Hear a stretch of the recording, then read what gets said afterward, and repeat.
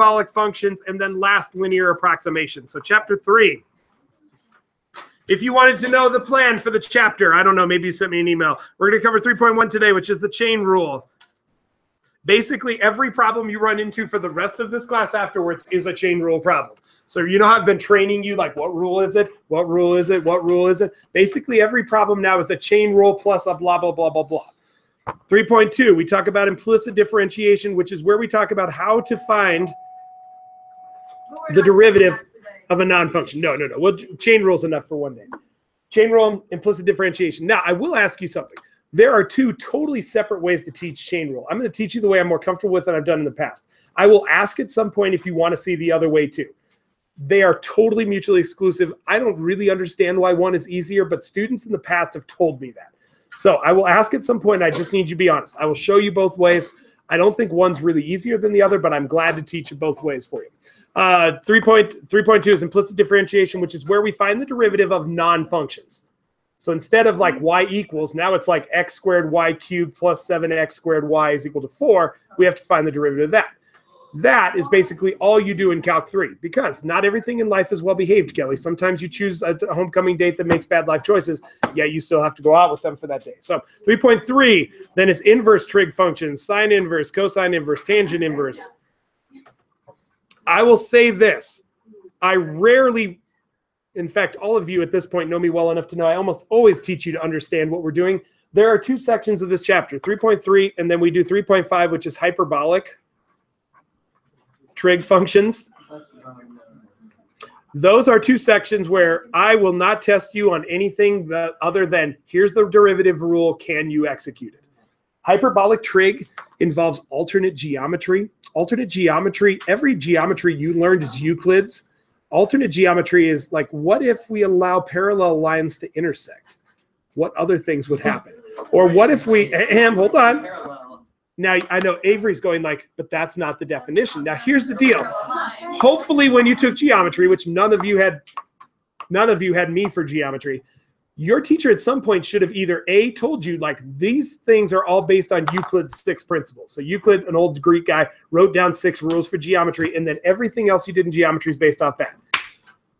There are alternate geometries that people wrote down different rules for, or they just took one of Euclid's rules and canceled it out. Because you probably know, like math majors in college have a lot of free time to just like experiment with the world. So instead of like a base 10 number system, what if we changed our number system to like base 3.5? What kind of principles would apply to that number system? How would algebra 1 look in a base 3.5 algebra number system? What kind of properties would apply? Well, they did the same thing to the geometry. They're like, what if we change the definition of parallel lines from lines that never intersect to lines that have alternate interior angles congruent? Because then like these are parallel lines because they have alternate interior angles congruent. Or what if we defined a line instead of being the shortest distance between any 2 points as being any connection between 2 points? And then your lines look like this. So you can have triangles with 3 right angles. Ooh. Yeah. Yes. So anyways, you don't have to know that unless you decide to be a math major in college, but you do have to memorize what the derivatives are. Amelia. We cover it next because these two sections are a rare day for me because I'm just teaching you to memorize. Like, you don't need to understand this. You just need to memorize this. In fact, last year, the 2 people that taught this class literally just handed their class a sheet 3 days before the test and said, memorize these. No, sine h is different than sine. Just memorize that the derivative of sine h is cosine h. The derivative of cosine h is sine h. And the derivative of tangent h is 1 plus secant squared h. Just shut up and memorize it. Shut up and memorize it. You don't have to understand any of this. We cover that. 3.4 is Newton's method / linear approximations.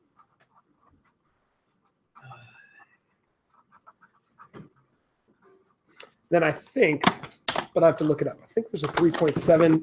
I think there's 3.6, but I'm not 100% sure. For some reason, I'm thinking there's one more thing I have to talk about. Let us look. 3.6. Oh, yes, it's hyperbolic. And then, 3.4. 3.5 is log derivatives. Oh, sorry. Geez Louise. 3.6. Haha, 3.4. 3.6 is log derivatives. Which then we will do a really fun proof. If you know Caleb Neal and want to get him on a tangent for 5 minutes, just ask him to prove what the derivative with respect to x of x to the x power is. Oh my gosh. Yeah, Cameron McCutcheon Yep. would not stop talking in physics. I have it in my notebook of proving that because he would not stop. It's one of those days like the Pythagorean theorem that you will remember for the rest of your life. And then somebody will do it wrong in college and you'll just be like, what kind of high school did you go to? Like, was it an inner city school where they didn't have logarithms? So, well, true enough. All right, so let's talk about 3.1. 3.1 is the chain rule, which is how to find the derivative of composite functions. Now, many of you know my boy Breebach, and I love him because he gives rigorous definitions of stuff that I love to repeat. So if you had Breebach last year, what's the definition of a composite function?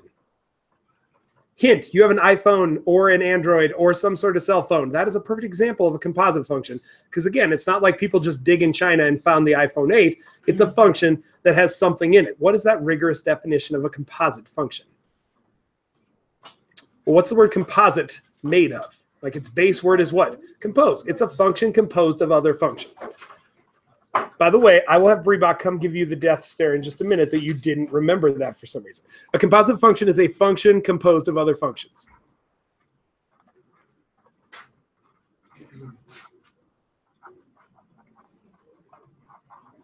Here's an example. Like y is equal to cosine of x squared plus 3x. There's a function cosine. Inside of that function is another function of x squared plus 3x. Another example is like the natural log of the absolute value of sine of 3x. There is a function, natural log, that has another function, absolute value. That has another function, 3x. That has another function, that has another function, sine. That has another function, 3x inside of it. That's all it is. And your iPhone works the same way. It's not like you touch the screen and there is a literal button for everything you do. No, you touch the screen, it sends a signal to that, it sends a signal to the processor, it sends a signal back to the screen to do this. It is a thing that is composed of several different things that are each doing an individual function. And that's what composite functions are. Now, a stupid question that takes you back to the glory days of Algebra 1. Either one of these, if you were to plug 5 into it, where would you put the 5? And what operations would you do to figure out what it's equal to? Where would you put the 5 and what operations would you do in what order to find that? Talk to the person sitting next to you real quick. Where would you put the 5 and what operations would you do first with it? Which function? Either. The answer is the same either way.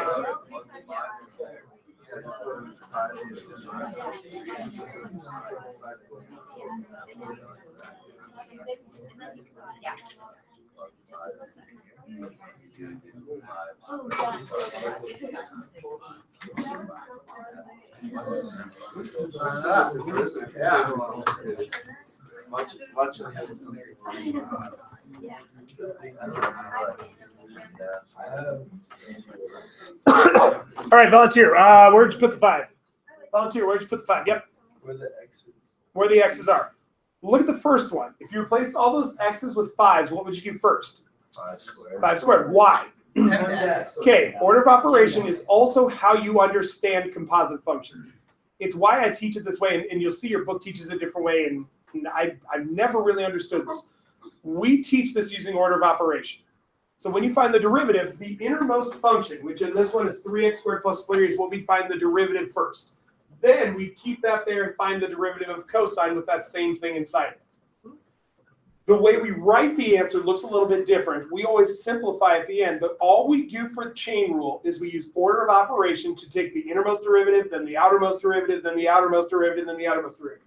So like this one, we would take the derivative of 3x, we take the derivative of the sine of 3x, we take the derivative of the absolute value of that, we take the derivative of the natural log.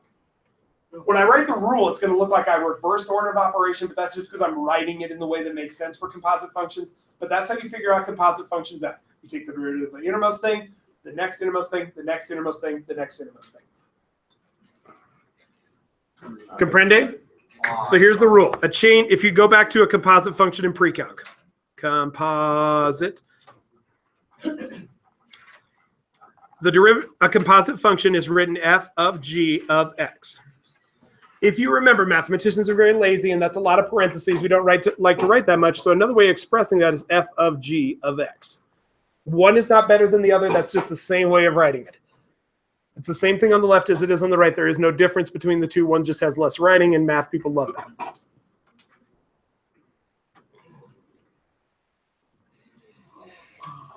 When we talk about that, when we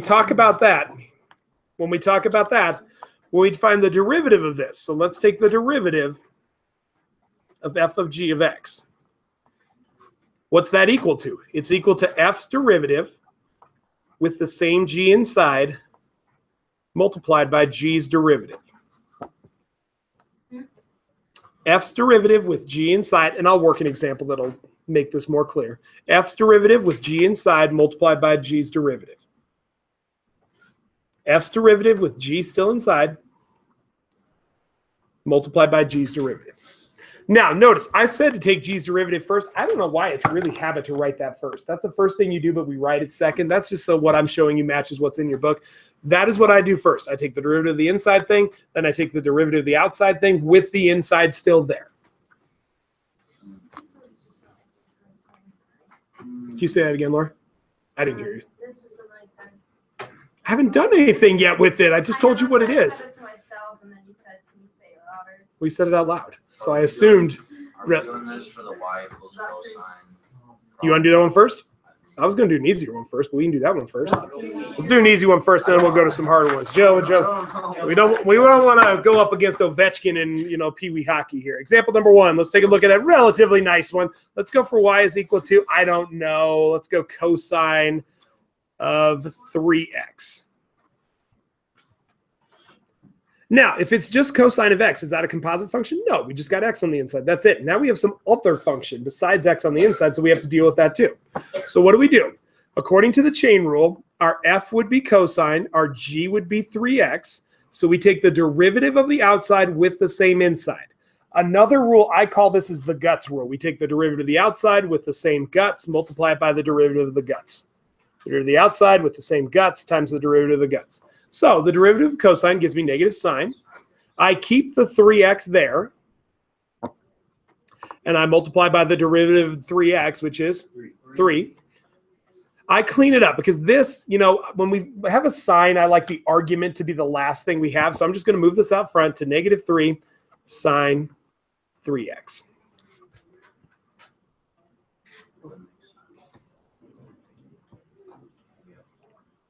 That's a pretty easy one. Stop and check out the questions on that. Where did the sine come from? Derivative of cosine. Where did the 3 come from? Derivative of 3x. All right. Stop and check out. Questions on that? Okay, let's have you try an easy one, and then we'll go for some harder ones. Example 2. Let's go for something. Let's go for another trig function. F of x is equal to, I don't know, sine of 6x squared plus 2. You find f prime of x.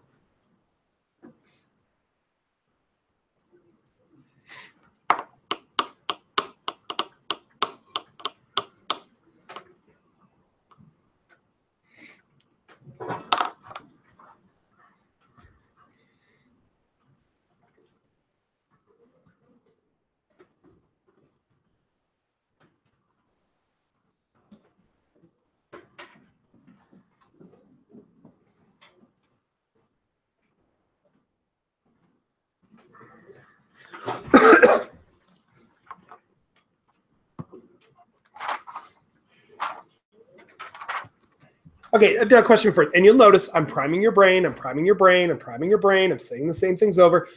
Why is this a composite function? Yep, Amelia? Yeah, we're taking the sign of a function. So there's a function with another function that's going into. It's like this has to operate first and then it kicks it into signs. This has to operate first, it kicks it into signs. All right, volunteer, what do we do to find the derivative? Tim? First you have to find the derivative of sin, which is cosine and contains sides, so 6x plus 2. Yep. Then the derivative times the derivative of the guts. So it's 12x, and that's that. Okay. I'm going to move it out front just so, again, I don't like the argument to be confusing. If you don't remember, argument is the thing you're taking the cosine of. I like to be really clear what's in the argument, what's not. So I just bring it out front. And hopefully whoever you had for pre-calc last year overemphasized what the argument is. That's what the cosine's arguing with.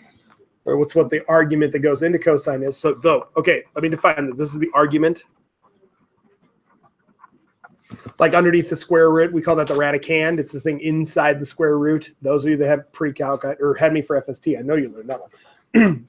What's inside the cosine is called the argument of the cosine. Or the argument of sine, the argument of tangent. That's why you don't multiply 12x by 6x. Correct, because this is what we're taking the cosine of, and this is just being multiplied by that. Okay. So the derivative of what's inside goes outside of the cosine, not within the cosine. And again, that's why I'm priming your brain. Priming your brain, priming your brain. All right, let's take a look at a different type. Last chapter, I made sure that you said power rule, but then I told you later on we're going to generalize the power rule to work for all situations. This is where we do. The generalized power rule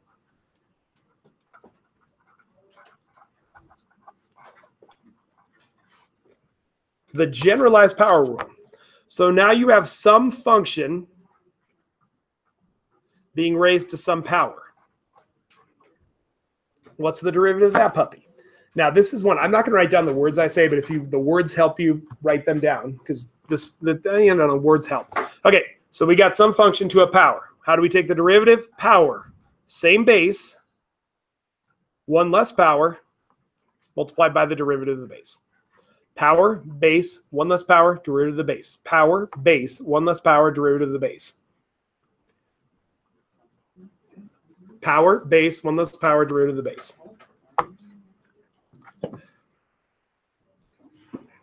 Now, last time we just had like x to some power, power, x, one less power, but now there's some function inside of it. So let me show you an example, and we'll go through. Easy one or hard one? Easy, all right, easy it is. Let's go for, oh, yes. Okay, yeah, we can go, let's go for this one. Let's go for the sine of x to the 5th power. That's f of x. Well, yeah, what's our f of x in this one? That's the question I was just about to ask. What's f of x for this one? Sine, what's our power? So we've got some function raised to a power. What's the derivative of that? Forgot to write that in front. Sorry, Tim. Okay, the power is 5. Same base. Don't change the base first. Don't go crazy and take the derivative of everything. No, we're dealing with the power first, then we'll deal with what's inside. Deal with the outside, then we'll deal with the guts. So 5 sine x to the 4th, multiplied by the derivative of what's inside. What's inside? What's its derivative? Cosine x. Again, I don't like things to be in, so I'm going to move it out front. So this is 5 cosine x times sine x to the 4th power. Just changing the order. I don't like things to follow. I like the most complicated things. No, Alyssa, in our number system, a times b is equal to b times a. So like you're not gonna take off. No, in fact, I wouldn't take off if you left it like that. As long as you had parentheses around what's inside the cosine, that's fine. I just think it's a little less confusing. No child's left behind. All right. You want me to do a harder one or you want to try one? Let's try it. Try one. All right, fine. Example 2. Let's go for, oh, yes, medium one. Let's go for, find the derivative with respect to x of 6 tangent x to the 9th power. No, brother, that ain't hard. There's hard ones coming. That ain't one of them yet. That ain't one of them.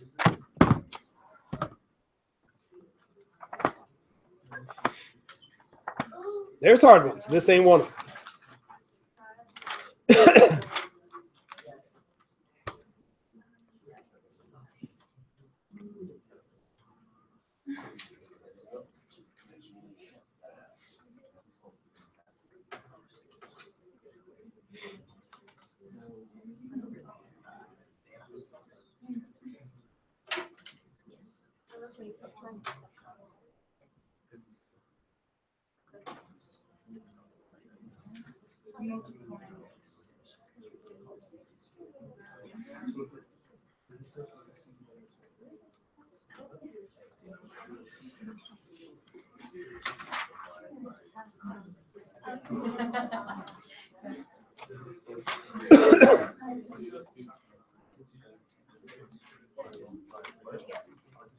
I need a victim. Madu, you looked up at the right time. Make sure I talk about e to the x today. I forgot to talk about it last period. Why do you have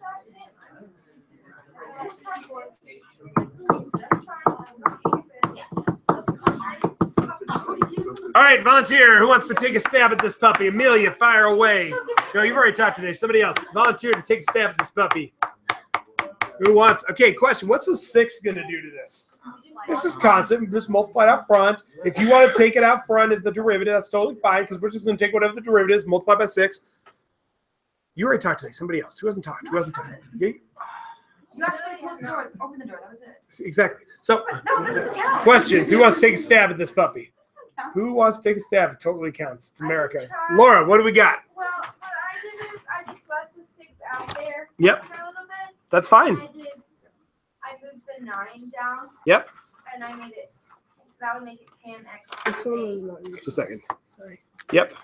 And then tan x, the derivative of tan x is secant squared x. And that's as far as it got. That's as far as it's right, too. Only thing you need to do is take 6 times 9. That gives you what? And then I also moved the secant squared, I think. And Yeah, I moved it to the front. totally fine. A times B is equal to B times A. Yeah, that's it. Laura, nice work. Questions on that? Questions on Oh, you, like, you're done. We're done. Now, could we find the equation of the tangent line at some point? Yeah, we can just plug it in the derivative. Could we find the normal line? Yeah, we can take the derivative and reverse it. Could we find the velocity at 7? Yes, all the things we've done with the derivatives still apply. And you'll notice some of your homework problems still have that in it. But yeah, that's it. Yes, Ashton. And this one is not in your class, in the other class. Yeah, he's just taking the class for fun. Oh, I see. So Literally, that- he's- So that answer would be the same as 54 secant squared x times tan x to the 8. Yeah, identical. Identical. All right, let's talk about, hold on, should we do a harder one? Let's do a harder one. Let's do a harder one. Yeah, let's do a harder one. Madu. So what's the difference between the simple power rule and the That only works with the base of x. The generalized power rule works with any base. So the first power rule only works for x to the n. This works for any function, including x to the n power. Okay. Yes, Kelly. If you use this general power rule on like the other extra n powers of the work. Yeah, because what's the derivative of x? 1. So like, a square is a rectangle is not a square. Like the general power rule works for everything, but the other power rule doesn't. Right. The simple power rule only works when the base is x. The generalized power works for everything, including that, because if you take the derivative of this using this rule, power, base, 1 less power, what's the derivative of the base? 1. Okay, so if Yeah. you don't remember anything, remember this. Yeah, in fact, the only time I remember the simple power rule is when I'm teaching chapter 2 of the derivative section. In fact, in BC, if you're a junior, take BC next year, I cover that for 1/8 of a second because then we talk about the generalized power rule. Yes, and Laura, I think that was the light of you taking BC next year. Other questions? Yep. So the general power rule works for Everything. Everything. So are we going to be learning this whole class? There's 2 things, and then we'll talk about some harder ones. Let's do a harder one right now, though. Let's kick it into gear. Let's go for derivative with respect to x. Let's go for sine of x squared plus 3 secant of x plus x to the 14th, all raised to the 9th power. Can you just do this one instead of making us try? Okay, now hold on, Laura. I have a strategic plan here. Well, I don't think this one's working. I swear, every day you come in here like you've never been in my class before, and like I'm going to string you out to dry every single day. Laura, I'm going to take care of you, girl. Just wait for it. Okay, question. What am I going to ask you right now? Yes, what rules are we going to use? Exactly. What rules are we going to use for this one? A lot. A lot. For sure, it's a what? Oh, wait. Sum. Generalized power rule. Inside of the sum is going to be what? Trig with a, like when we take the derivative of this, it's going to be a trig plus a what rule? So it's a chain. Right, because it's a function with a function inside. This is going to be a constant times a trig, and this is just going to be a what? Simple power rule. I mean, x to the 14th, we could have done that walking in the door today. This whole function together, we couldn't have done walking in the door. Now, this has a lot of different parts, but each part is individually nice and easy. Each part is individually nice and easy. So don't look at this and say, holy math, look at the complication. Just be like, okay, there's just several parts I got to do. And I hate to break it to you, there's no job that you're just going to do like one thing every day. Like teach kids add, teach kids add. How many fingers do you have? Tomorrow, how many fingers do you have? Next day, how many fingers do you have? No, there's no job that does that. Computers already do that. They do that way better than us. So yes, we're going to have to do problems that have a lot of parts to them. So let's take a look. The first rule I have to deal with is the generalized power rule because we have an exponent on everything. So we're going to have power, same base. The number one mistake people make is they take the derivative of everything in the whole problem the whole time. No, that's not how the generalized power rule works. That's not how the chain rule works. Power, same base.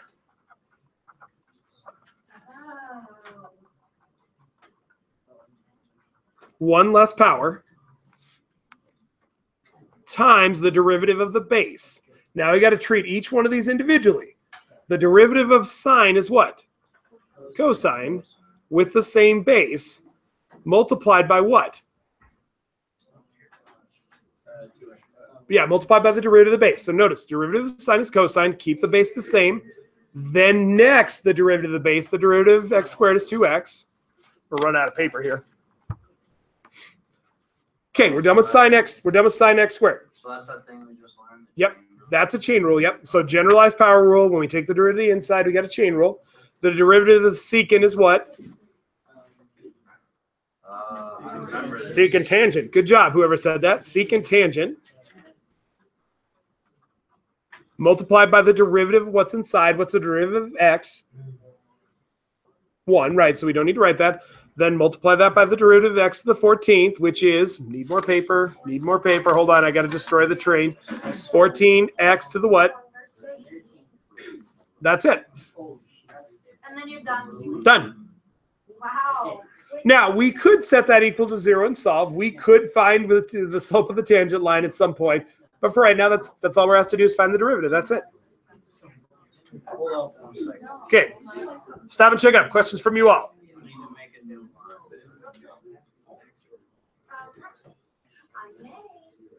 Questions on that?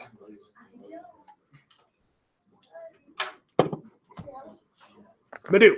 So the cosine exponent, maybe like 2 times. Yes, I would clean that up. The only things I would do to clean this up is I'd move that 2x out in front here. But that's all I'd do. Now notice, I put parentheses around it, which indicates it's outside of the argument, so I don't need to do that, but I would do that just to clear up my answer. And just so you know, if it's multiple choice, that would be like what they would give you for a multiple choice answer. Okay, that's kind of tough as she gets. We could throw some quotients in. There's 2 more rules I need to tell you about today, but that's where she gets tough. Griffin. So what if in the multiple choice answer, would they multiply the 2? I hope not, because if you're going to FOIL that out 8 times, that's going to take you a lot more time than they want you to spend. And let's go back. Laura asked a question that I intentionally dodged. Can't we just do it? And I really wanted somebody to say, well, couldn't you just like multiply this out 8 times and then use all the other rules? Yeah, you could. Yeah. Do you want to FOIL that out 8, 9 times? No, that's horrible. That's why the generalized power rule is better, because you can just deal with it as is instead of having to do this horrible factory. But you could. That sounds like a good time to me. Yeah, for like a weekend. Yeah. Just be like, we could go to homecoming, honey, or we could FOIL this out 9 times. I feel like FOILing this out 9 times, don't you? Okay, sweet babu, or whatever you call your sweet thing. Babe. Joe, you're way too intelligent to be talking like that. Questions on that?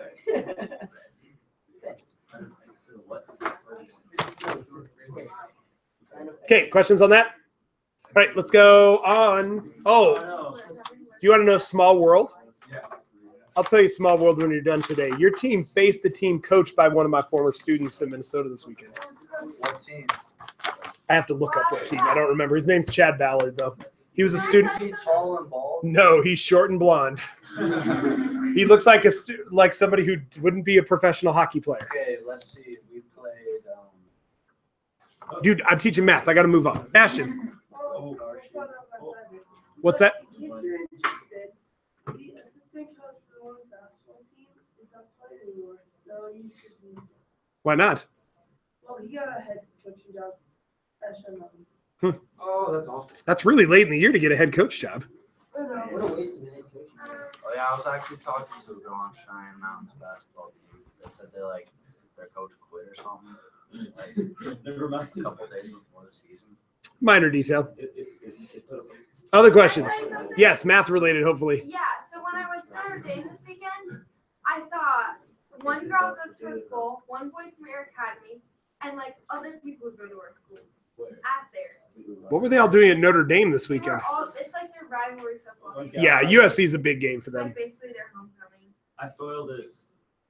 Nice. Did you use the calculator or did you foil it? I used my finger to use the calculator. Yeah, exactly. That's no fun. All right, let's talk about 2 more rules. Okay, what about like 2 to a power of like 3x squared plus 4? Ugh. You got to find the derivative of that. Well, that involves a rule we haven't talked about yet. So if you have some constant to a function's power, if you have some constant to a function's power. Now, what's the conditions on it? A has to be greater than 0. A cannot be equal to 1. Okay, why can't A be equal to 1? Yeah, 1 to any power is just 1. And then what's the derivative of that? Yeah, because this is a constant function. So if A is greater than 0 but not equal to 1, why can't it be negative? Because then A oscillates. If you really want to see a graph with no limit, look at some negative number to a power and look at it when it's negative. The graph is crazy. It oscillates insanely. Okay, so what's the derivative of that? What's the derivative of that? That's equal to A to that same power multiplied by the natural log of A multiplied by the derivative of that power. What's the derivative of a constant to some power, like 2 to the 3x squared plus 4? That's equal to this number to that same power multiplied by the natural log of that number multiply the derivative of that power. That's just a weird exception to all the rules. Wait, so it's the original function times the natural log and then times the, okay. Yep. Where do they get the natural log from? Like, why does that have anything to do with that? Can I prove that for you, but wait till 3.6 to do it, What's 3/6? where we learned log derivatives? Because we don't quite know enough to figure that out just by hand right now. Yep, they're fun. The natural log's derivative, like everything you ever dream of comes true. But let's take a look. Example, let's go. Because I would actually like to give you some time to work on homework today. 3x squared plus 4. Find the derivative of that. And no, I never do that. What's my goal walking in the door today, though? Okay, so what's the derivative of that? So you get the same thing back. Multiplied by the natural log of 2. Multiplied by the derivative of your exponent, which is? Can you slow down this small smidge? Yep.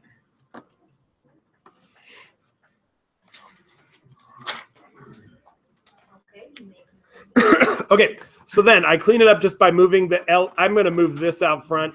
So 6x ln 2 multiplied by 2 to the power of 3x squared plus 4. Is it ln power of 2? No, just ln, just on the baseline. 6x times ln 2 times 2 to the power of 3x squared plus 4. Okay. Okay, then a special case of this. Because I've told you, basically, whoever created the universe loves a particular number. What is that number? Yeah, but what do we call that? E, right, E. We call that E. So what if you have E to some power? The nature number? E to the sine of x. Ooh, that's an ugly one. So the derivative of that, well, E is 2.78. So that's a number greater than 0 that's not equal to 1. So the derivative of that's E to that same power times the natural log of E times the derivative of the exponent. What's the derivative of sine? Okay, why is this a special case? What goes away? Ln of E is what? Equal to 1. So right, the derivative, the basic rule of this, so your answer for this one is E cosine x e to the x. E to the sine x, sorry. I'll slow down for a second because I'm going too fast.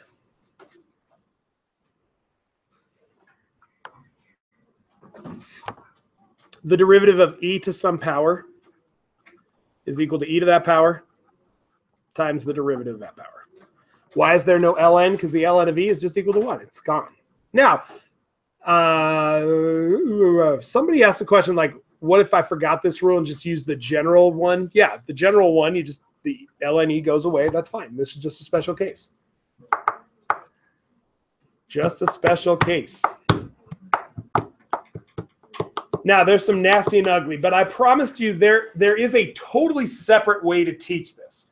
So if you're looking at this and you're like, I have no idea how to do anything Beckman's talking about today, I would gladly teach the other way. I don't think it's easier, but some students in the past love it with 2 arms. You want to know it, or are you good to go? I'm good to go. I think Okay. I personally think it's way more confusing, but I'm here to meet your needs, not mine. So at some point, if these get tough, I will teach it that other way, but I don't actually like that way because I think it involves introducing another variable, and I don't like it. I think it makes it more confusing. But like I said, let's go to some super hard ones. I'll at least give you one super hard one so we can see what it looks like tonight before you have to, and then if you have to do these on your own, and then go from there. So example, x. Why? Because it's extra hard. Let's go for find the derivative with respect to x of sine x. Have we learned the natural log's derivative yet? No, we haven't. Oh, duh. That's in the next chapter. Plus x cubed all over x to the 4th multiplied by cosine x to the... That's squared. That's a 2. You're smoking math. So sine x plus x cubed all over x cubed times cosine x, all raised to the 5th power. Now, somebody's going to say, could I FOIL this all out? Yes. Is that going to be fun? No. No. Could I simplify what's inside? Is that going to make it better? No. Probably not. So let's talk real quick. What rules are you going to have to use for this one? Generalized power rule. That's the first one you're going to have to do. The inside is a what rule? Quotient rule, but mixed within the quotient rule is a what rule? Sum rule and a product rule. Go get them, Tigers. Go get them, Tigers. Yeah. Oh, come on. You love it. You like it when you go against the #1 team in the country. You get to take them down. Who wants to play the JV team? If I'm really bad, I do. Okay, Dylan, you ain't really bad. You're in Calc AB. A lot of you are in Calc AB as a junior in high school. That's game time. You're ready to face stiff competition. Because that means you may get stuck with Beckman again next year for BC unless you go to AP Stats or take it off campus. So. You're the only person qualified here to teach BC. Qualified is an interesting word. All of us are qualified. We've never hired somebody who wasn't qualified. Willing, yes. Actually, I'll tell you this. Remember your brothers in my first Calc BC class? Yes. Let me tell you how I got assigned that class. So my kids are sick, so I missed a math department meeting. The next day I came to work, and under my name was Calc BC. you think you actually know math on like some of the other teachers? Well, no offense, Alyssa, the math I had to do in college is so much harder than the math we do in class. Like, this is a cupcake. Yeah, so like some of the teachers are like kind of out. Well, Why'd you take so much? maybe I actually like teaching Algebra 1. I never found I had a lot of kids in Algebra 1 that didn't really care. They just didn't have any sort of relationship with their teacher or math or anything. And Why did you take such a battle? what's that? Why did you go to Battle College? Do you have other plans?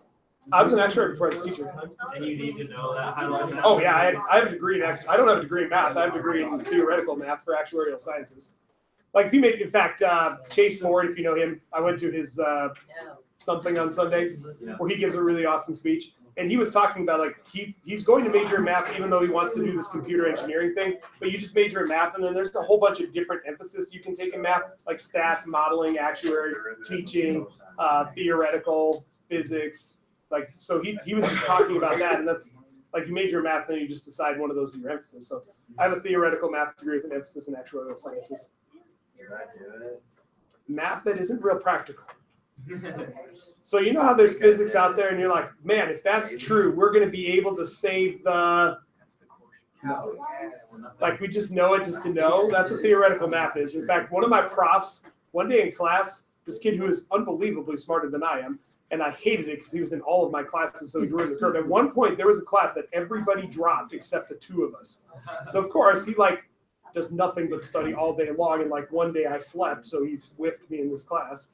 Like one day I went to bed at like 4 a.m. and he stayed up all night studying, so he killed me. Like he came back one day. So we had this class. It was just me and him and this professor. So, you know, it's really lax. We just met in the props office. We didn't even have a classroom. So he comes in one day. He's like, hey, you remember we talked about this at the start of the year? Like, I found this awesome application for this. Like, I think this would be really useful in like this biomedical fight of cancer. And the prof was like heartbroken because he's like, that means there's an application for it. And his quote was, other people could understand it then. And that's like the theoretical mathematician's approach is like, my people can understand this and nobody else can. So he was like really disappointed when somebody pointed out it could be used as a third order differential equation to model cancer with.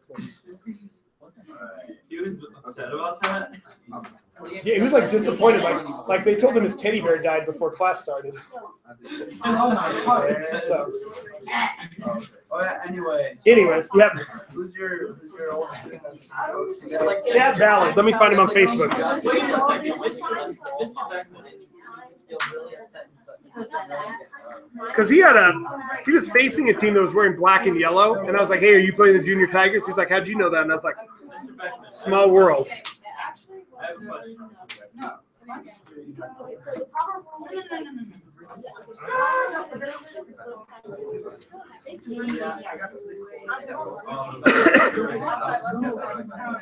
He's the head coach of the Blaine Energy.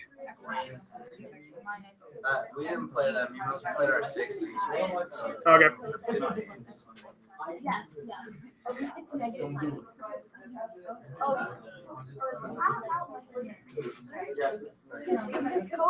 Yeah, he is their head coach. For what team?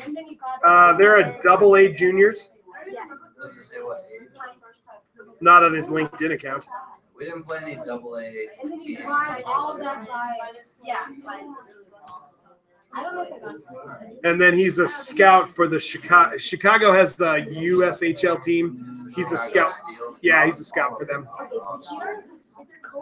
Give them my information. I passed it on, brother. I said he is.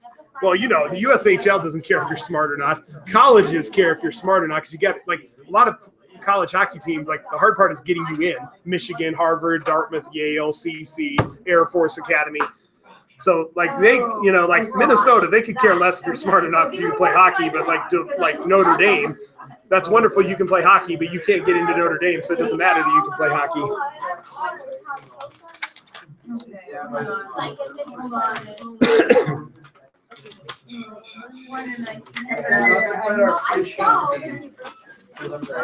Yeah, AA would probably be younger. Did you guys fly or drive? Okay. Oh, hello, Ian. Ian.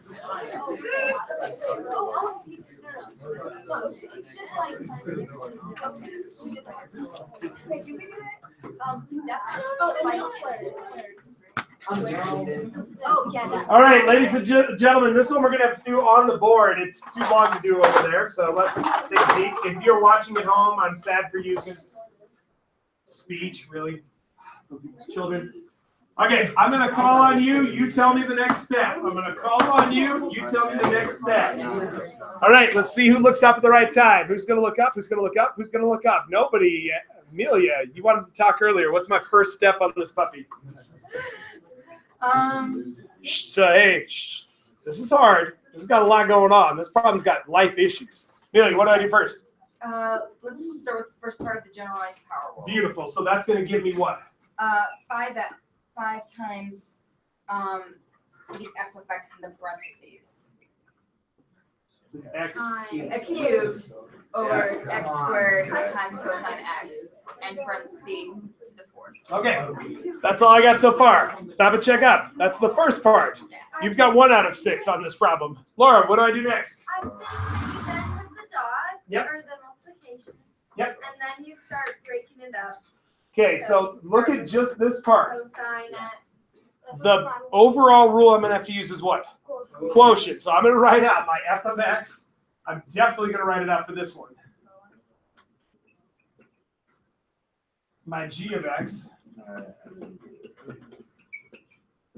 Okay, So then I take the derivative of the top. The derivative of the top is what? Cosine x plus 3x. Okay. The derivative of this is going to be a what rule? Now, you may need to write another f of x, another g of x. Here's where you got to be careful. AP won't let you use f to represent more than one thing. So you may have to go then to h and I, or j and k, or pick your favorite two letters, q and e and d. Yes, everybody's favorite letters. So anyways, the derivative of this is equal to the derivative of the first times the second, guys. I'm talking, plus the derivative of the second. Shouldn't that be negative? That should be Should be negative. Negative. Yep. Sign. Okay. Let's clean that up a little bit. So that's 2x cosine x minus x squared sine x. I could have really been mean and made that like cosine of x squared. Hashtag chain rule again. Okay. I know. Then you'd really have a problem. You'd really have a problem. Okay. So let's throw that all in. The quotient rule says we take the derivative of the top times the bottom. So we have all of this multiplied by parentheses cosine x. Guys, what's up? So all of this is going to be multiplied by the derivative of the first times the second minus the derivative of the bottom times the top. So derivative of the top times the bottom multiplied by minus the derivative of the bottom times the top. So minus parentheses 2x. Just use the clean. Can you say it again? Use the we were using the dirty one. Yeah, I'm gonna use the clean one. No, let's not do that one. Multiply that by the top, so that's the derivative of the bottom. Multiply that by the top, which is sine x plus x cubed. All divided by what?